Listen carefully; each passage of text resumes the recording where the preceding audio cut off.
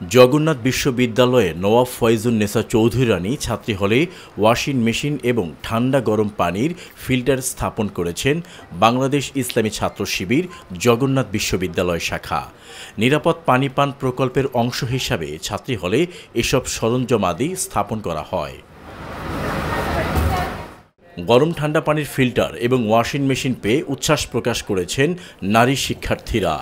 শাখা ছাত্র শিবিরের সভাপতি মোহাম্মদ রিয়াজুল ইসলাম বলেন, ছাত্রীবোনদের প্রয়োজনের প্রেক্ষিতে আমরা একটি অত্যাধুনিক ওয়াশিং মেশিন এবং একটি ঠান্ডা ও গরম পানির ফিল্টার স্থাপন করেছি। আমরা শিক্ষার্থীদের সংকটগুলো শুনতে চাই এবং তার সমাধানে পাশে থাকতে চাই। আমাদের বোনেরা আমাদের কাছে অনেকদিন থেকে বলে আসছিল, যদিও একটু দেরি হয়ে গেছে, আমরা চেষ্টা করেছি এটা স্থাপন করার জন্য। আল্লাহর অশেষ মেহেরবানিতে আজকে আমরা ফিল্টারটি নিয়ে আসতে সক্ষম হয়েছি।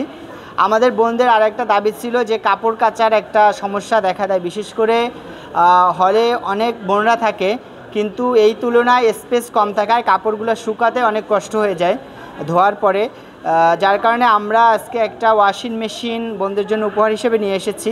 নওয়াব ফয়জুন্নেসা চৌধুরী রানী হলের প্রভোস্ট ডক্টর আঞ্জুম আরা বলেন, আমাদের হলে এগুলোর বিশেষ প্রয়োজন ছিল। ছাত্র শিবিরকে ধন্যবাদ ওয়াশিং মেশিন এবং ফিল্টার স্থাপন করার জন্য। ছাত্র শিবিরকে ধন্যবাদ এগুলো দেওয়ার জন্য। তবে আমি মনে করি আমাদের স্বল্প সামর্থ্যের ভেতরে যেহেতু জগন্নাথ বিশ্ববিদ্যালয় চলছে, যদি সামর্থ্য থাকে এরকম সাপোর্ট করার, এটা খারাপ না। শুধু জকসুকে কেন্দ্র করেই না, সবসময়ের জন্য এ ধরনের সাপোর্ট রাখা দরকার।